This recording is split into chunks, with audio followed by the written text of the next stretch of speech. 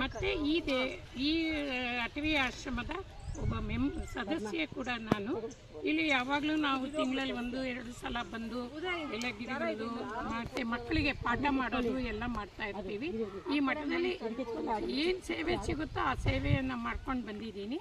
ಮತ್ತು ಈ ಅರಳಿ ಮರನ ಇವತ್ತು ನಿಮ್ಮಗಳ ಸಹಾಯದಿಂದ ನಾನು ಈ ಅರಳಿ ಮರನ ಹಾಕೋದಕ್ಕೆ ನರ್ಸರಿ ಪ್ಲ್ಯಾಂಟ್ಸ್ನ ಮಾಡಿದ್ದೀನಿ.